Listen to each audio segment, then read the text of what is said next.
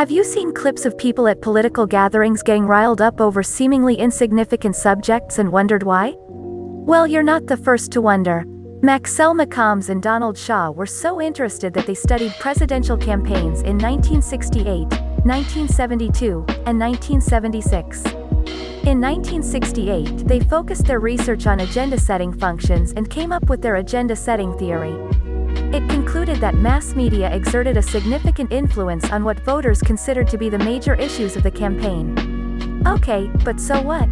That's not a surprising conclusion.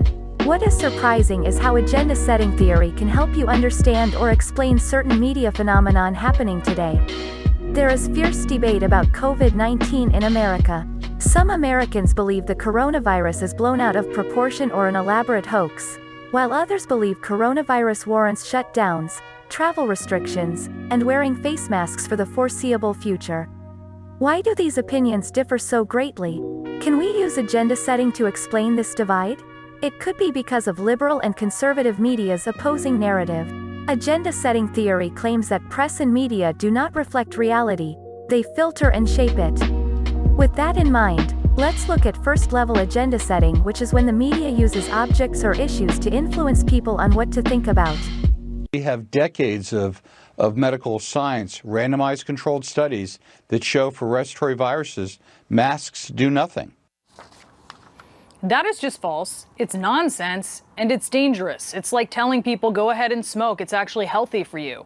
Researchers at Brigham Young University have compiled and read more than 115 scientific studies on the coronavirus, and there is consensus, broad consensus, that masks work. There are numerous reports both in favor and against using masks to slow the spread of COVID-19, but neither speaker acknowledges claims against their narrative.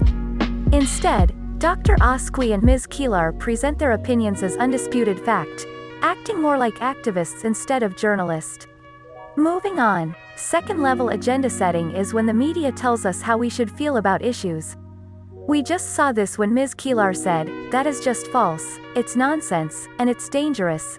It's like telling people go ahead and smoke. It's actually healthy for you," before sharing her mask studies. But let's take a look at more examples. And if you only watched Fox News, you might think that hydroxychloroquine is to coronavirus what Tylenol is to a headache, or that gathering in large crowds without masks indoors is safe, or that Democrats want schools and businesses to be closed forever. At worst case scenario, it could be the flu. I feel like the more I learn about this, the less there is to worry about. I was about to say the same thing. All the talk about coronavirus being so much more deadly doesn't reflect reality. Without a vaccine, the flu would be far more deadly. We're going to call out anyone and everyone who's using this virus as a political weapon against the president. The standard flu every single year kills tens of thousands of Americans. It's actually the safest time to fly. Everyone I know that's flying right now, terminals are pretty much dead. It is absolutely disgusting that Democrats are seeking to use this complex virus to score cheap political points. Are these really journalists reporting on the news, or are these all actors reenacting a YouTube comments section? Oh, I just did what they did. Let's move on before things get ugly. Gatekeeping is when news media decides what events to report, or admit through their gates, on grounds of newsworthiness. While gatekeeping decides what stories will be reported, framing dictates the way news content is shaped and contextualized within the same frame of reference. Fox News has recently shifted its stance on coronavirus. Compare the clips you just saw to these clips filmed days later.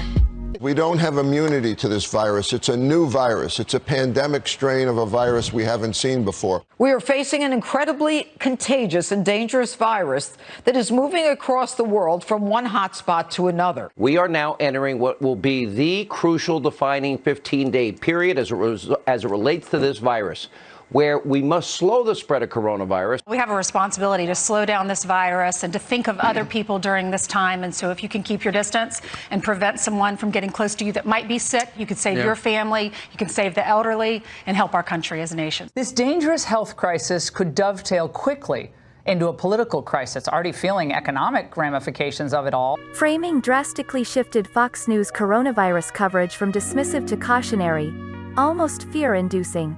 And if our agenda-setting theory is correct, it will be interesting to see how this affects America's COVID-19 opinion divide in the near future.